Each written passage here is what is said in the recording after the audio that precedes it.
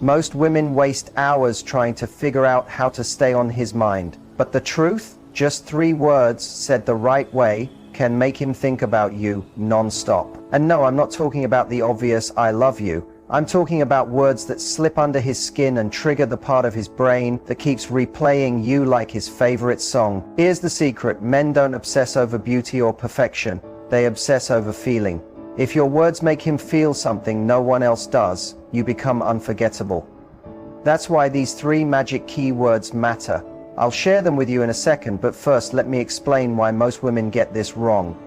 They focus on constant texting, over-explaining, or trying too hard to impress. But obsession doesn't come from effort. It comes from impact.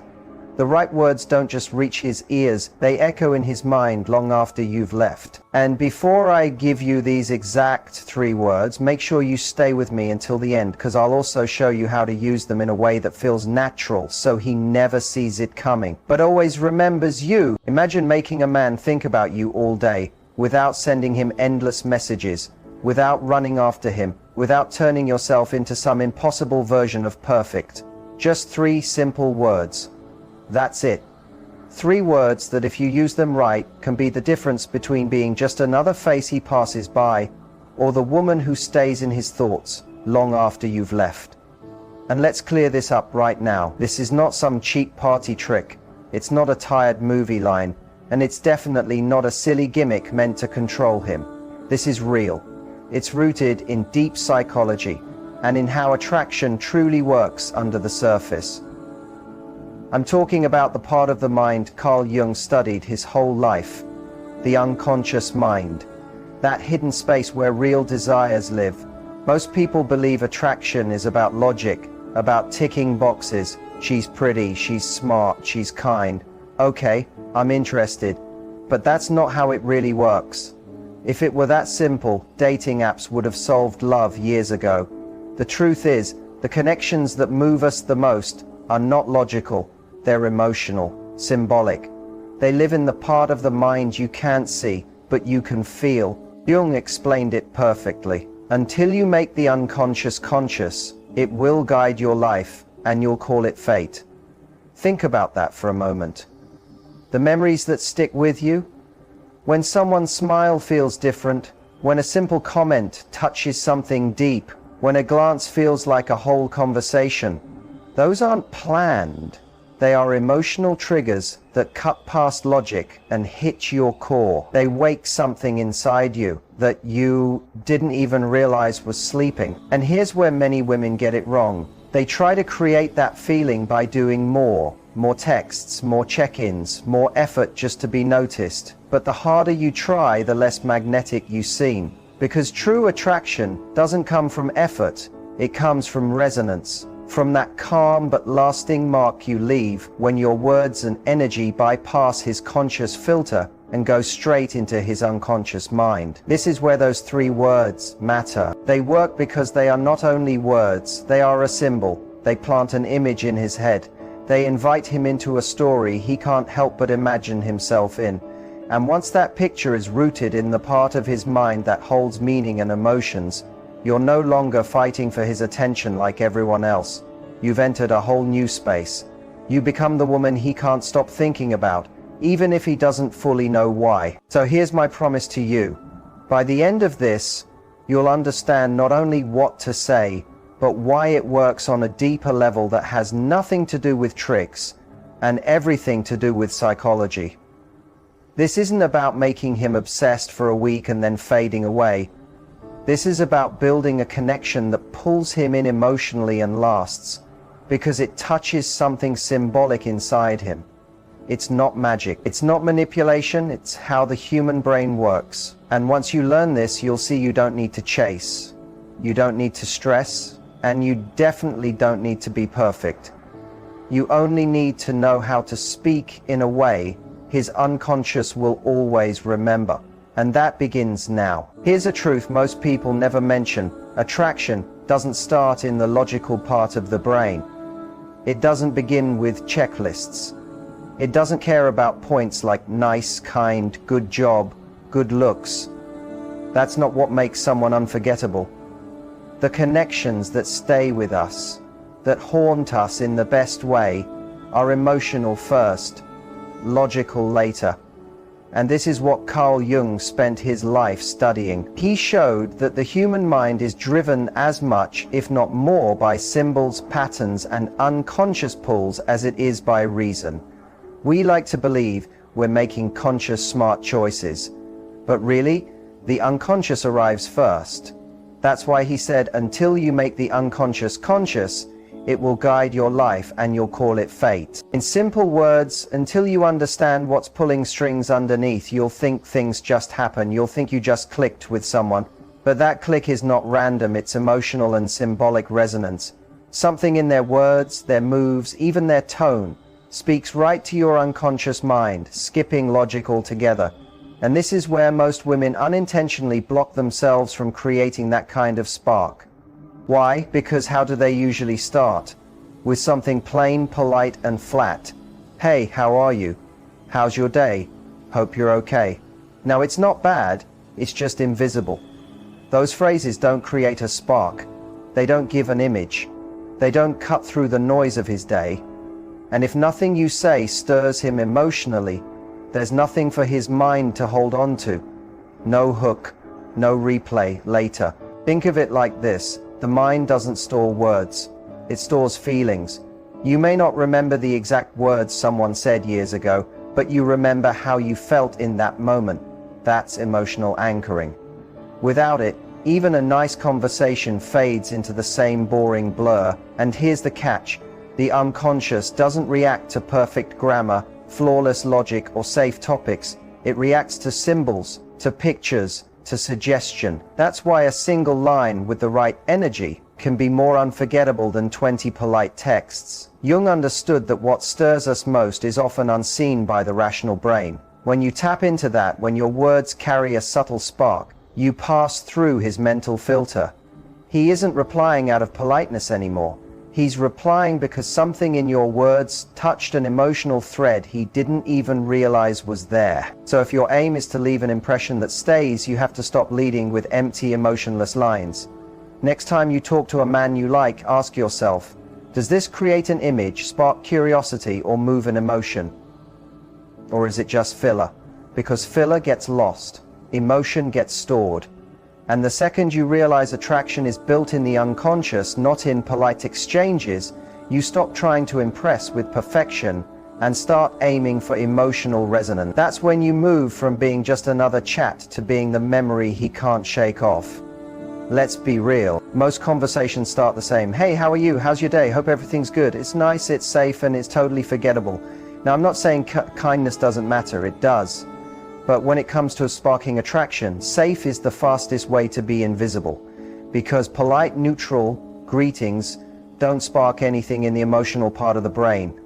They're placeholders. They don't create a spark, a picture, or a feeling. And if you don't give the brain something to hold on to emotionally, there's nothing to anchor the memory. Here's what most people don't realize. The mind isn't a recorder that saves every word in perfect detail. It's more like a painter. It sketches the moments that feel meaningful and fills in the rest with background blur. You might forget the exact sentence someone said, but you remember the laugh it gave you, the butterflies it stirred, the curiosity it sparked. That's how emotional anchoring works. When you start a conversation with, hey, how are you? His brain files it in the same folder as the hundreds of other, hey, how are you messages he's seen that week. It doesn't stand out, so it doesn't get replayed later. And if you're not standing out in those first few moments, you're already behind. Think of it like scent. Have you ever smelled a perfume or cologne and instantly remembered someone from years ago? That's because scent is tied directly to memory and emotion in the brain. Words work the same way when they carry an emotional charge. They connect to a feeling, and that feeling is what gets stored. So the problem isn't that you reached out.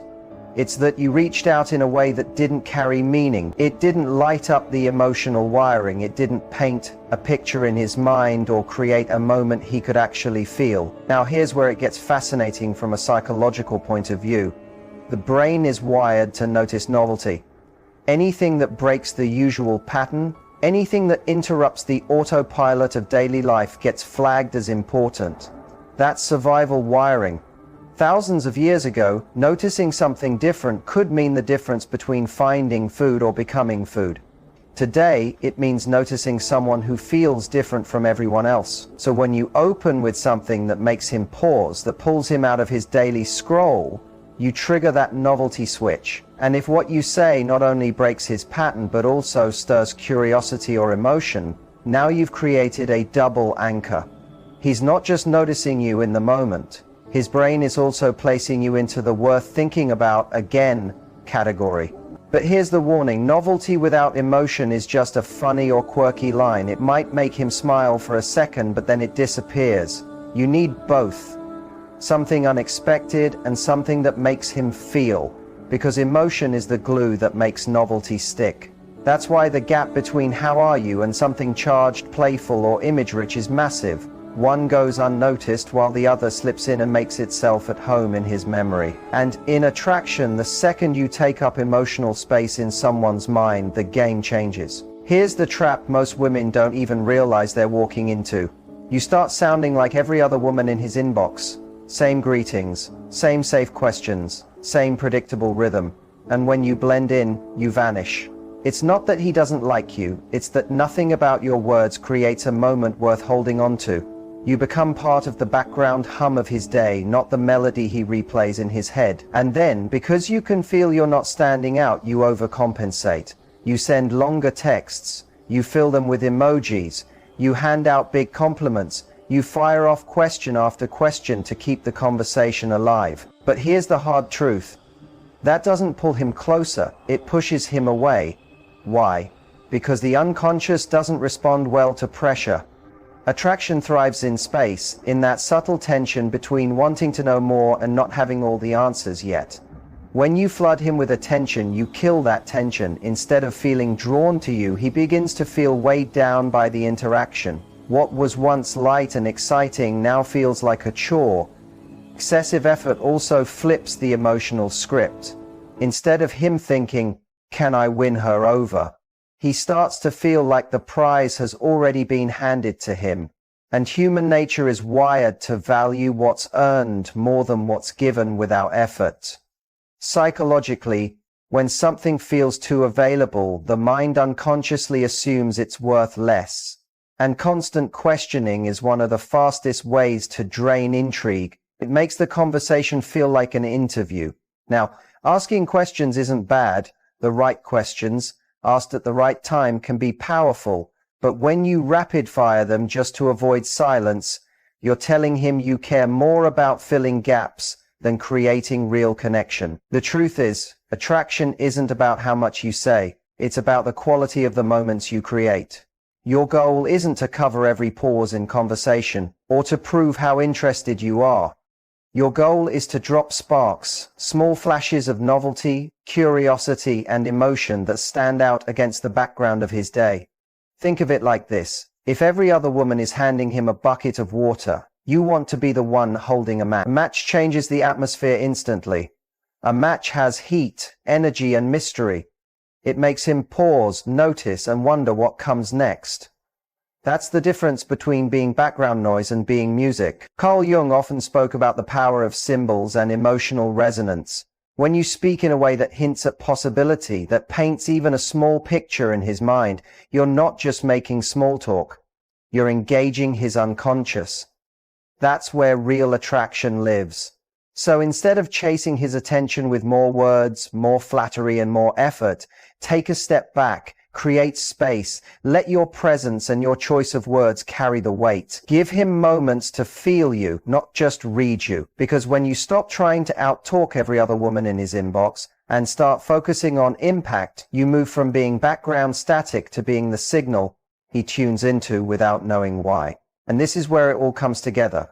The moment we stop talking about theory and move to the tool itself. 3 words, so simple you might laugh when you hear them. But if you use them with the right energy at the right time, they can completely shift the way a man sees you. Those words are you and me. Now your first thought might be, that's it?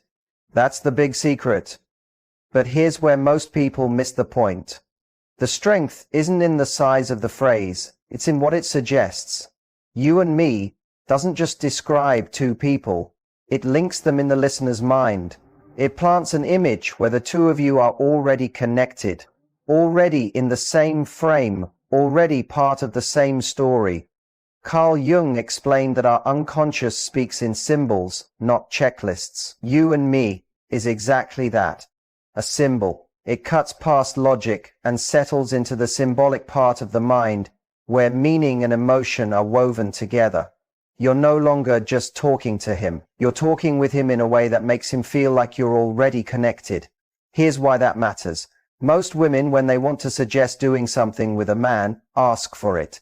Do you want to go out sometime? Would you like to grab dinner?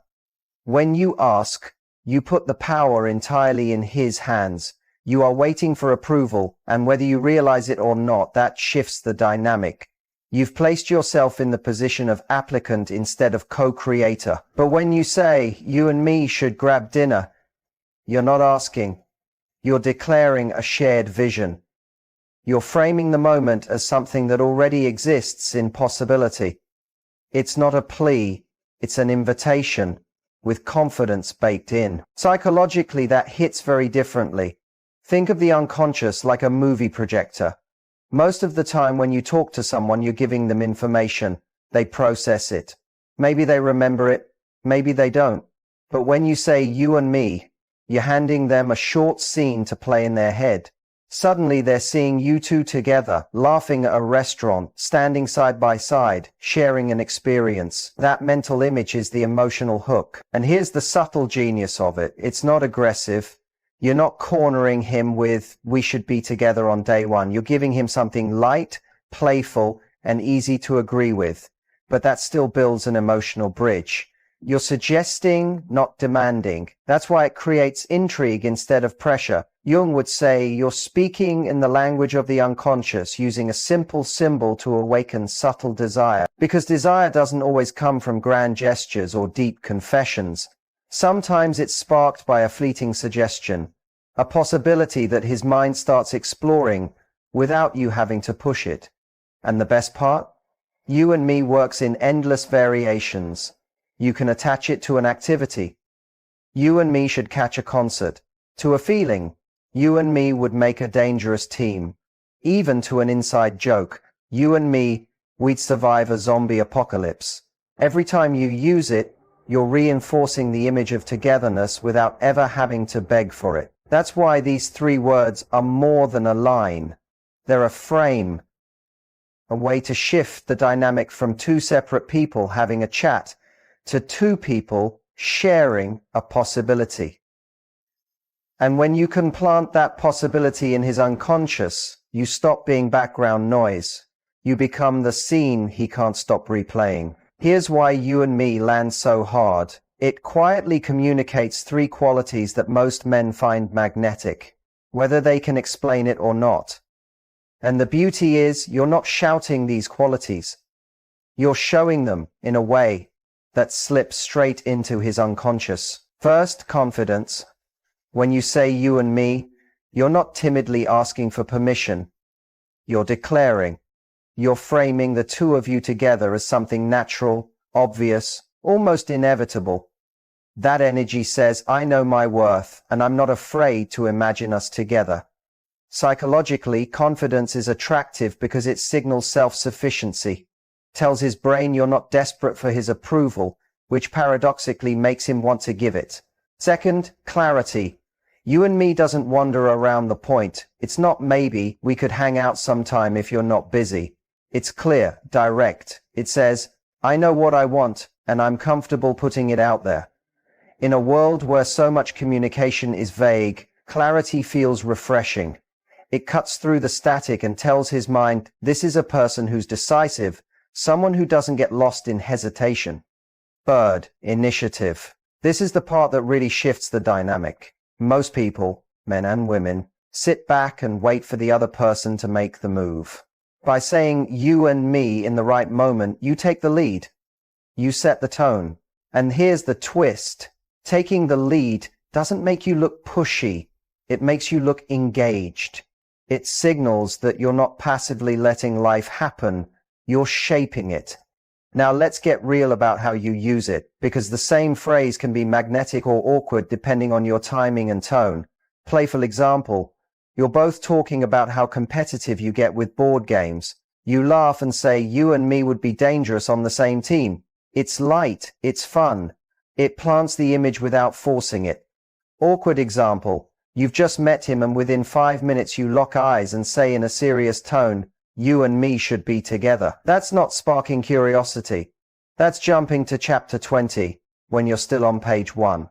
Instead of intrigue, you get pressure. Playful example: you're swapping music recommendations and find out you both love the same band. You grin and say, "You and me need to see them live." It's casual but creates a shared possibility he can picture instantly. Overly intense example: you barely know his last name, but you lean in and say, "You and me need to go away for a weekend together."